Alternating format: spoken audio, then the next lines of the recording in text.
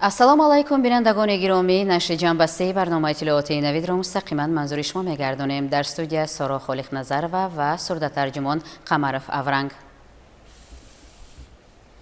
тавре дар нашрҳои қаблӣ иттилоъ додем, президенти ҷумҳурии Тоҷикистон муҳтарам Эмомалӣ Раҳмон имрӯз бо сафари давлатӣ ба ҷумҳурии Узбекистон ташриф оварданд.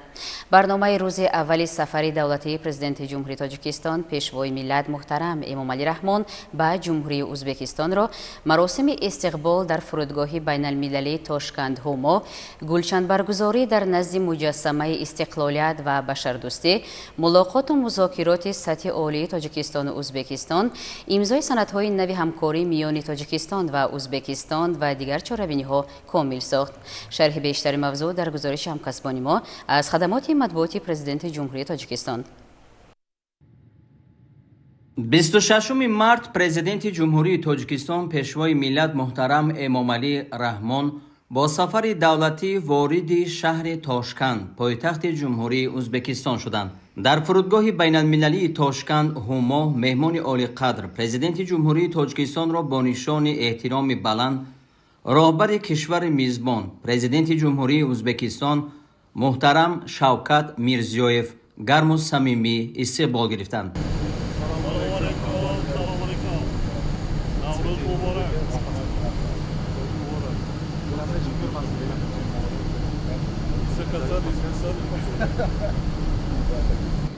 Assalomu alaykum. Tojikiston, O'zbekiston, jannat monand, bog'i boston, azal birga qardosh ellar, bir-biriga payvand dillar. Koda koshu, koda ko'z, o'zbek, tojik, bo'z bo'lsin. Dillarda shu qutlug' so'z, doim vaqtga yod bo'lsin. Xush omaded, mehmononi aziz, mehmononi qadrshinos. Shumoro istiqbol menamoyad xalqi o'zbek va o'zbekistoniylar bu ehtiromi xos.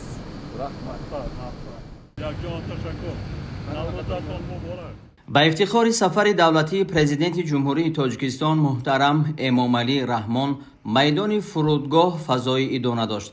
парчамҳои ҳарду давлат афрохта шуда, шиёру овезаҳои тараннумгари дӯстии мардумони Тоҷикистону Узбекистон овезон буд. сафари давлатии президенти кишвар муҳтарам Эмомалӣ Раҳмон рӯзҳои 26-27 март дар шаҳрҳои Тошканд ва Бухоро ҷараён гирифта, дар доираи он мулоқоту музокироти сатҳи олӣ дар нахустин нишасти шӯрои олии байнидавлатӣ, имзои шумораи зиёди санадҳои нави ҳамкорӣ ва баргузории форуми тиҷоратӣ ва як қатор чорабиниҳои фарҳангӣ аз ҷумла шоми дӯстӣ ва рӯзҳои фарҳанги Тоҷикистон дар Узбекистон дар назар аст.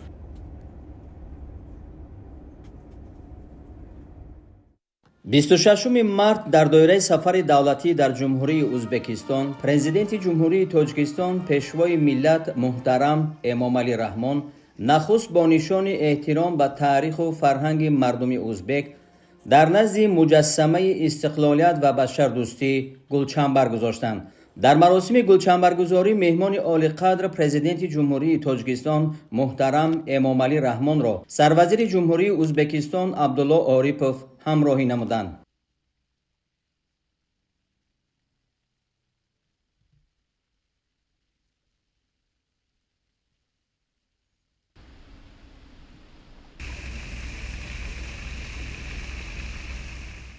بیست و ششم март дар доираи сафари давлатӣ ба ҷумҳурии Узбекистон маросими истиқболи расмии президенти ҷумҳурии Тоҷикистон пешвои миллат муҳтарам Эмомалӣ Раҳмон дар назди қасри Кӯксарой сурат гирифт. меҳмони олимақом президенти ҷумҳурии Тоҷикистон муҳтарам Эмомалӣ Раҳмонро президенти ҷумҳурии Узбекистон муҳтарам Шавкат Мирзиёев гарму самимӣ истиқбол гирифта ба болои шоҳсуфаи ифтихорӣ даъват намуданд.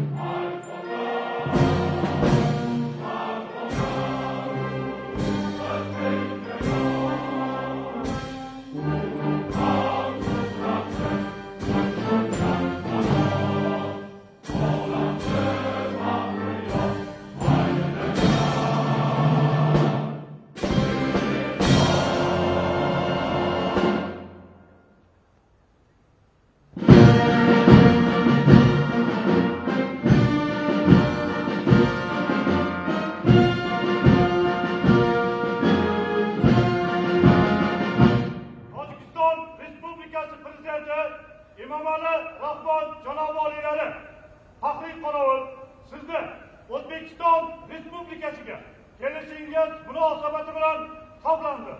Haqli qonun boshlig'i polkovnik Xanikolov. مراسم استقبال رسمی با گزارش فرمانده گارد فخری، صدا دادن سرودهای ملی دو کشور، گذشتن سران دولت‌ها از نزد قطار سربازان، عرض احترام مهمان عالی مقام به پرچم دولتی ازبکستان، شناسایی با هیئت‌های رسمی دو جانب جریان گرفته. با گذشت نظامی جز و تام‌های گارد فخری از نزد سران دو دولت انجام یافت.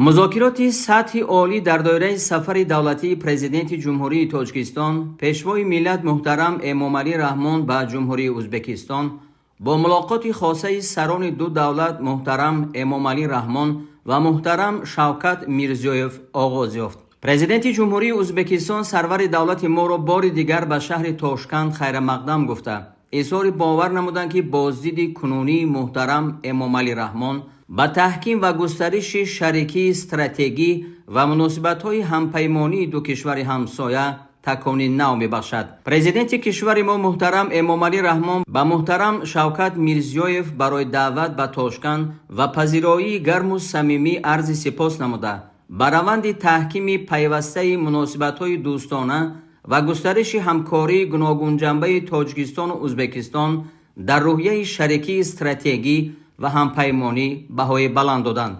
محاکمه حالت کنونی و دورنمای مناسبت‌های دوستی و همکاری گوناگون پهلوی تاجیکستان و ازبکستان سپس در نخستین نشست شورای عالی بین دولتی با اشتراک هیئت‌های رسمی دو جانب ادامه یافت. گفت و شنیدهای رسمی دو جانب با سخنان تبریکی به مناسبت جشن بین‌المللی نوروز که برای هر دو کشور همسایه ارزش والای تاریخی و فرهنگی دارد آغاز یافت. ضمن نشست نخستین شورای عالی بین دولتی که تأسیس آن نشانه به سطح بلند رسیدن مناسبت‌های شریکی استراتژی و همپیمانی دو کشور همسایه ارزیابی گردید، مجموعی وسیع مسائل تحکیم و گسترش همکاری دو جانبه بررسی شد.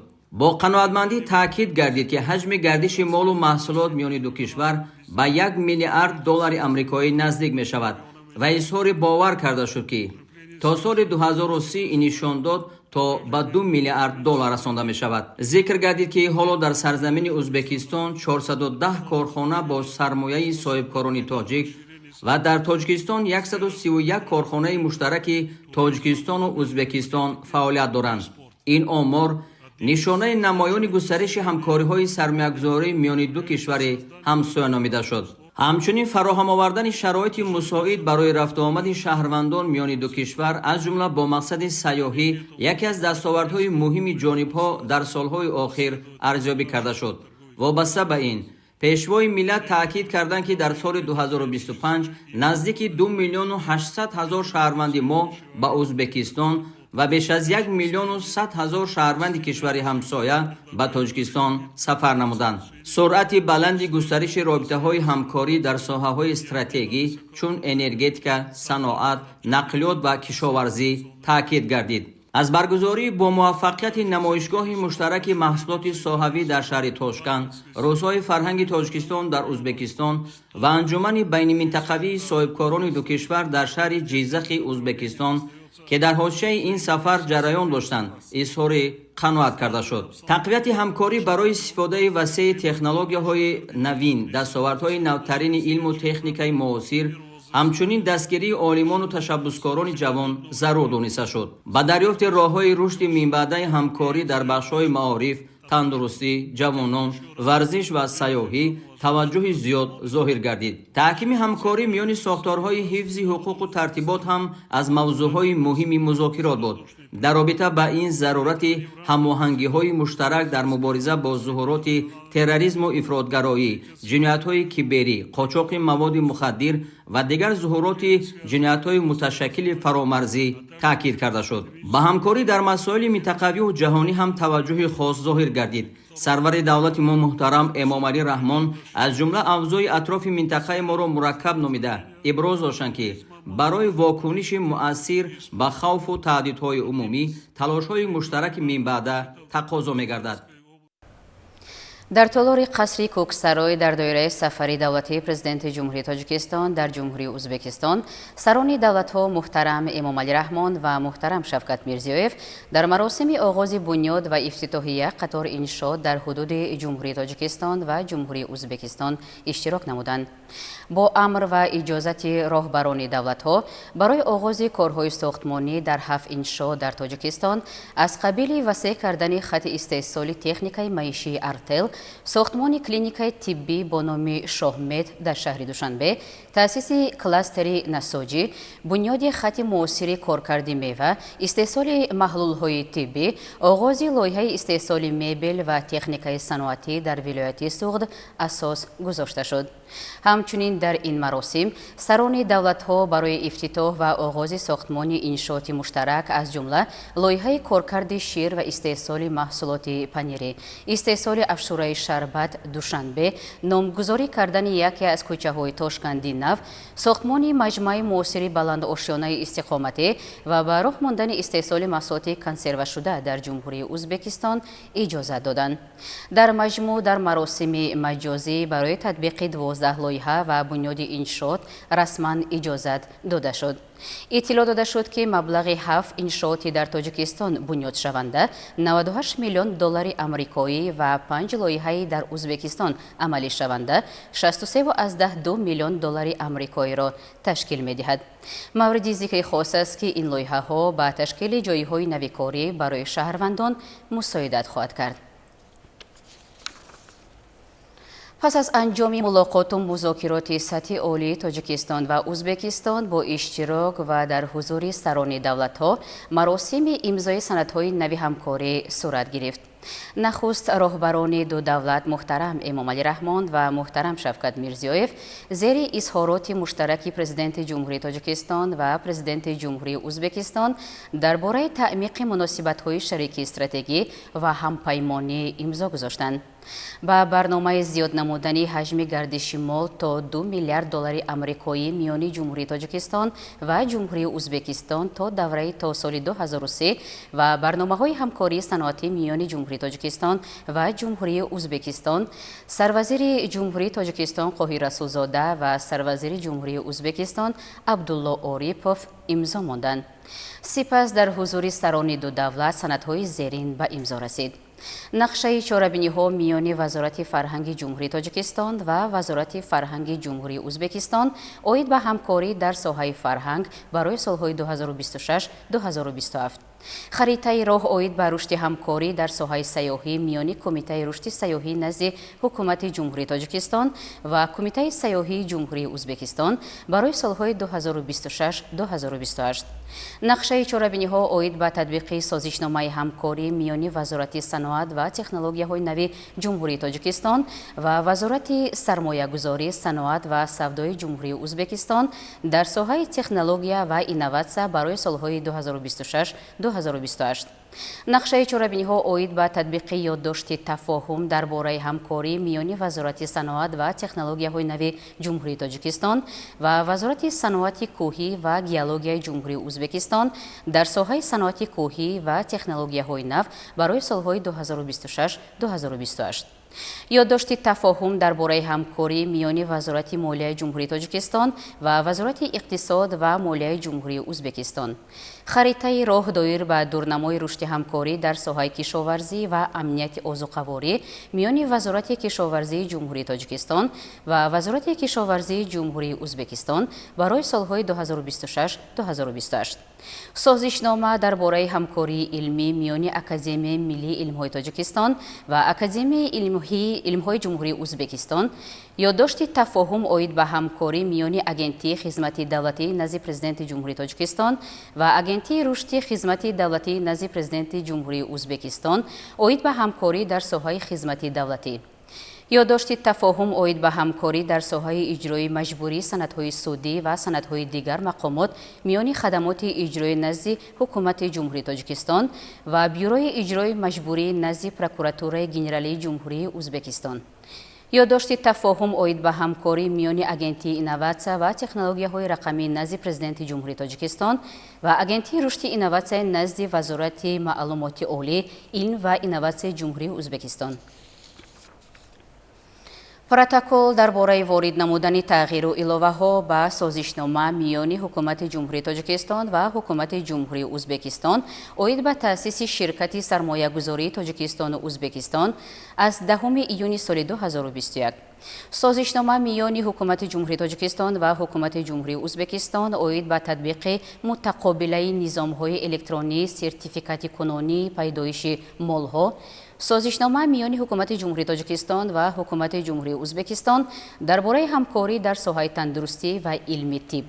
سازشنامه میان حکومت جمهوری تاجیکستان و حکومت جمهوری ازبکستان عاید به هماهنگسازی تقسیمات بساط‌های رادیویی در منطقه‌های نزد سرحدی که از جانب خدمات رادیویی زمینی شهروندی جمهوری تاجیکستان و جمهوری ازبکستان استفاده می‌شوند. سازشنامه همکاری میان وزارت نقلیات جمهوری تاجیکستان و وزارت نقلیات جمهوری ازبکستان عاید به استفاده نظام اطلاعاتی پرمیت. یادداشت تفاهم میان کمیته تحصیلات ابتدایی و میانه کسبی نزد حکومت جمهوری تاجیکستان و اگنتی تحصیلات کسبی نزد وزارت تحصیلات عالی، علم و اینواسیون جمهوری ازبکستان درباره همکاری در ساحه تحصیلات کسبی. созишнома байни Академияи Вазорати Корҳои Дохилии Ҷумҳурии Тоҷикистон ва Академияи Вазорати Корҳои Дохилии Ҷумҳурии Узбекистон дар бораи ҳамкорӣ. ёдовар мешавем ки дар ҳошияи сафари давлатии президенти Ҷумҳурии Тоҷикистон пешвои миллат муҳтарам Эмомалӣ Раҳмон ба Ҷумҳурии Узбекистон 24 март дар шаҳри Ҷиззах форуми дуюми байниминтақавии Тоҷикистон-Узбекистон баргузор гардид ки аз рӯи натиҷаи он як қатор созишномаҳои сармоягузорӣ ба имзо расид. созишномаҳои сармоягузорӣ, шартномаҳо ва ёддоштҳои ҳамкорӣ имзошуда соҳаҳои коркарди саноатӣ, истеҳсоли насоҷӣ, бахши агросаноатӣ, таъминоти масолеҳи сохтмонӣ, рушди бахши хизматрасонӣ ва татбиқи рақами кунониро фаро мегиранд. пас аз мулоқоту музокироти сатҳи олӣ ва маросими имзои санадҳои нави ҳамкорӣ, сарони ду давлат муҳтарам Эмомалӣ Раҳмон ва муҳтарам Шавкат Мирзиёев нишасти матбуотӣ оростанд. сарони ҳар ду давлат аз ҷумла ба таъмиқи пайвастаи шарикӣ стратегӣ ва муносибатҳои ҳампаймонӣ, густариши ҳамкории бисёрҷонибаю робитаҳо дар сатҳҳои гуногун ва тақвияти заминаи қарордодию ҳукуматӣ миёни ду кишвар баҳои баланд дода, зарурати татбиқи амалии имкониятҳои бузурги мавҷудаи рушдро таъкид намуданд. сарони ҳар ду давлат бо назардошти мувофиқаҳои имрӯз ҳосилшуда ва имконоти мавҷудаи рушди ҳамкорӣ аз ҷумла изҳори боварӣ намуда, ки ҳаҷми гардиши молу маҳсулот миёни Тоҷикистону Узбекистон ба $2 миллиард амрикоӣ аллакай то соли 2028 расонида мешавад. имрӯз дар доираи сафари давлатӣ дар Ҷумҳурии Узбекистон президенти Ҷумҳурии Тоҷикистон пешвои миллат муҳтарам Эмомалӣ Раҳмон ва президенти Ҷумҳурии Узбекистон муҳтарам Шавкат Мирзиёев дар шаҳри Тошканд дар вазъияти тантанавӣ бо бардоштани парда аз лавҳаи рамзӣ бинои муосиру хуштарҳи сафорати Ҷумҳурии Тоҷикистон дар Ҷумҳурии Узбекистонро мавриди баҳрабардорӣ қарор доданд.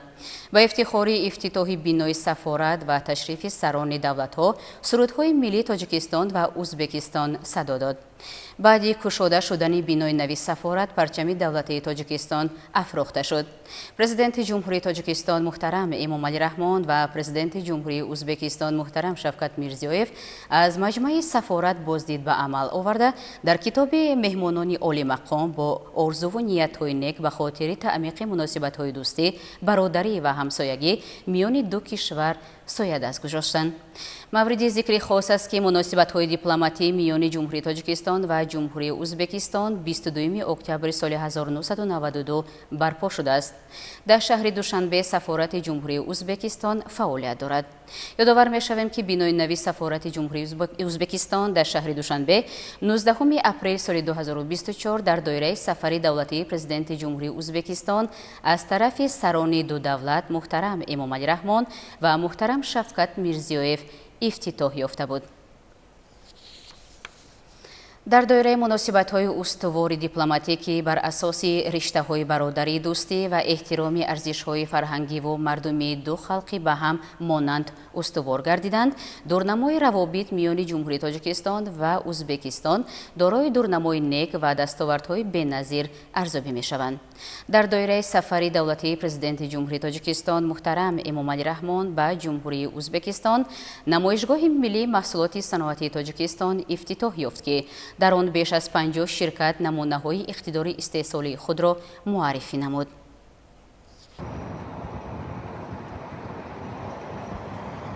экспо осиёи марказӣ намоиши молу маҳсулоти ҷумҳурии Тоҷикистон дар маркази намоишгоҳи байналмилалии Узбекистон бо иштироки муовини сарвазири ҷумҳурии Тоҷикистон Сулаймон Зиёзода ва намояндагони ҳукумати ҷумҳурии Узбекистон ифтитоҳ гардид.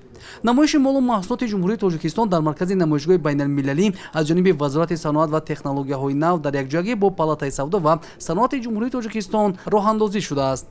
Раҳмон Ализода Фарҳудчо, раиси палатаи савдо ва саноати ҷумҳурии Тоҷикистон. дар доираи сафари давлатии президенти ҷумҳурии Тоҷикистон пешвои миллат муҳтарам Эмомалӣ Раҳмон дар шаҳри Тошканд бо дастгирии ҳукумати ҷумҳурии Тоҷикистон якҷоя бо Вазорати саноат ва технологияҳои нав, Вазорати кишоварзӣ имрӯз намоишгоҳи муштараки молу маҳсулотҳои саноатӣ ва кишоварзии ҷумҳурии Тоҷикистон ва ҷумҳурии Узбекистон баргузор кардид, ки дар ин ҷо зиёда аз 50 ширкатҳо молу маҳсулотҳои худро муаррифӣ намуданд ва ин на танҳо муаррифии молу маҳсулот, балки зиёда аз 80 корхонаҳои ватании мо дар ин ҷо вохӯриҳо анҷом доданд ва шарикони нави худро пайдо намуданд ки барои минбаъда рушди байни ҳарду кишвар заминаи мусоид фароҳам меоварад.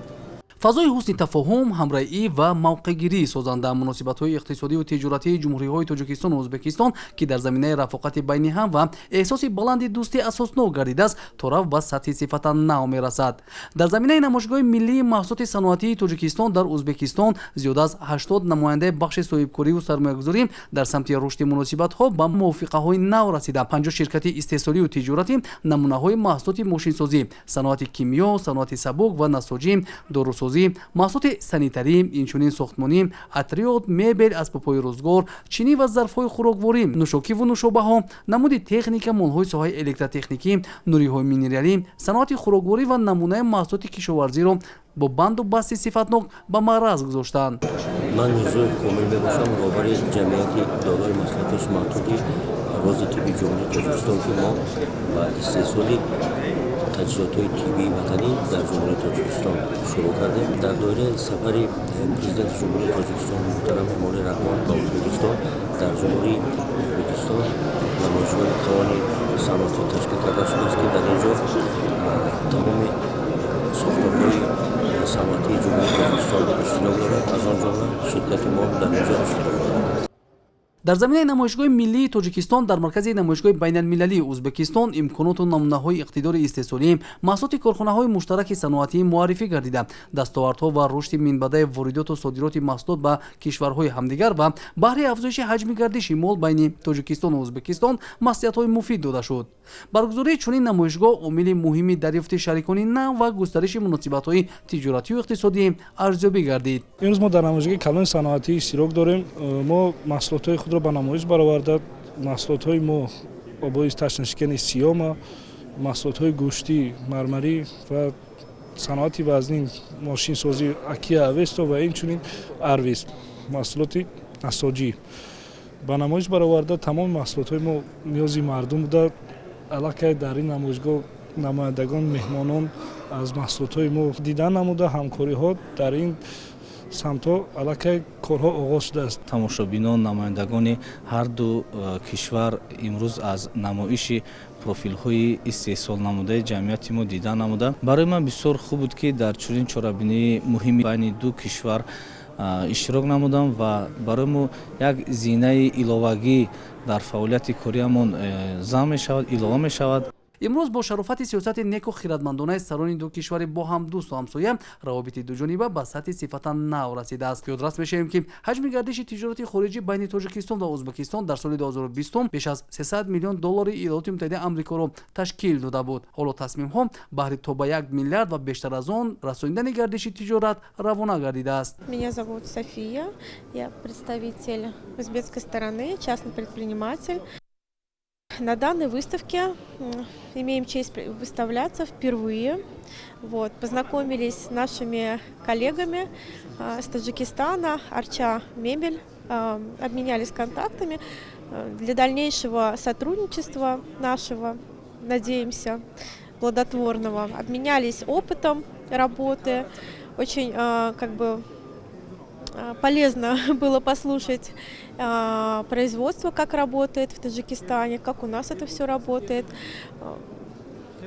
Надеемся на дальнейшие наши взаимоотношения хорошие, привлекать партнеров таджикских к нам, соответственно, и наоборот. Мумин Умаров, группа компаний «Фортуна Ко», бренд «Арча».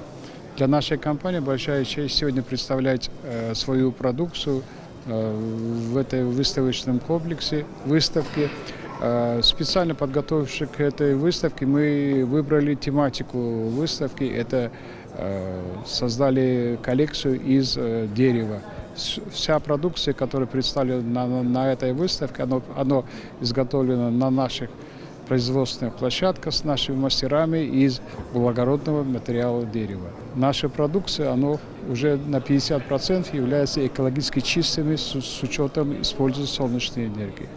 Нам очень радостно в том, что мы смогли свои достижения показать здесь, на площадке Узбекистана, потому что Узбекистан – это наши партнеры, и мы практически с ними советуемся, мы идем в ногу в мире дверного производства.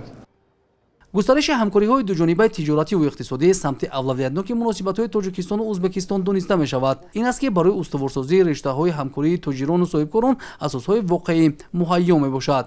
иродаи қавӣ ва иқдомҳои хиратмандонаи сарони давлатҳои тоҷикистону ӯзбекистон бо устуворсозии решаҳои дӯстиву бародарӣ омили таҳкими иртибототи дуҷониба хоса асоси тақвияти робитаҳои иқтисодию тиҷоратӣ, мустаҳкам гардидани робитаҳои дӯстии миллати шарафманди тоҷику ӯзбек, афзун гардидани гардиши молу коло, самаранок истифода шудани захираҳои ҳарду кишвар ва дар маҷмӯъ ба беҳтар гардидани сатҳу сифати зиндагии шоиста заминаи воқеӣ мегузорад. тоҷикистону ӯзбекистонро таърихан муносибатҳои неку дӯстонаи чандин асра ба ҳам мепайвандад. дар заминаи густариши ҳамкориҳо ҳоло дар ҳудуди ҷумҳурии тоҷикистон намояндагиҳои корхонаҳои ӯзбекистон ва дар қаламрави ӯзбекистон ширкатҳои иқтисодию тиҷоратии тоҷикистон баҳри афзоиши нишондиҳандаҳои робитаҳои тиҷоратӣ фаъолият менамоянд. бо дар назардошти афзунсозии ҳаҷми гардиши тиҷоратӣ байни тоҷикистон ва ӯзбекистон имрӯз аз рӯи ҳавасмандии соҳибкорону сармоягузорони дуҷониб мароғ зоҳир гардида ҳамкориҳои тиҷоратӣ зина ба зина аз рӯи нақшаҳои марҳилавӣ то ба истеҳсолоти муштарак расонида хоҳад шуд. дар ин замина тоҷикистон омодааст минбаъд низ муносибатҳои дуҷонибаро бо ӯзбекистон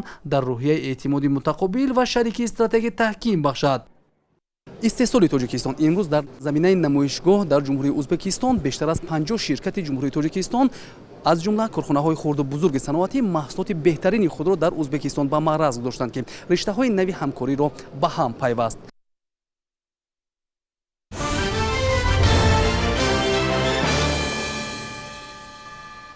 дар комиссарияти ҳарбии вилояти суғд ҷаласаи комиссияи вилоятӣ оид ба даъвати баҳории ҷавонон ба сафи қувваҳои мусаллаҳи ҷумҳурии тоҷикистон баргузор гардид. дар ҷаласа масъалаҳои фаъолияти комиссияҳои даъватӣ дар шаҳру ноҳияҳо, омӯзиши ҷавонони синни даъватӣ, роҳандозии корҳои тарғиботӣ ва дигар масъалаҳои муҳим мавриди таҳлилу баррасӣ қарор гирифтанд.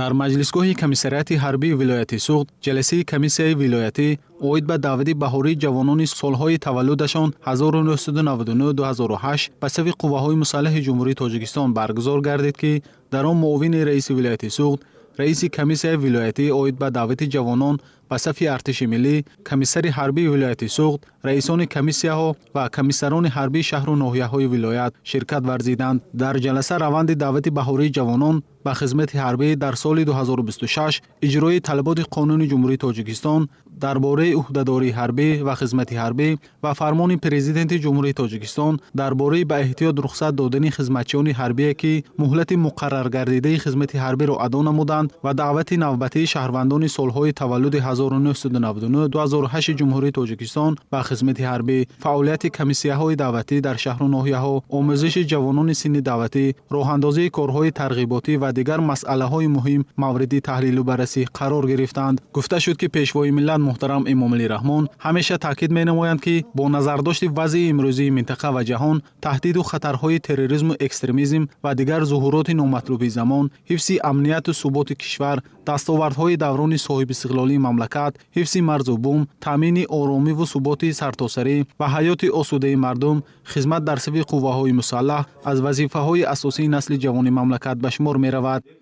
тавре ки огаҳӣ дорем, тобиқи фармони президенти ҷумҳурии тоҷикистон дар бораи даъвати ҷавонписарон ба сафи қувваҳои мусаллаҳи ҷумҳурии тоҷикистон дар даъвати баҳории соли 2026 дар тамоми шаҳру ноҳияҳои вилоят имрӯз маъракаи омӯзиш ва омодасозии ҷавонон ба сафи қувваҳои мусаллаҳи ҷумҳурии тоҷикистон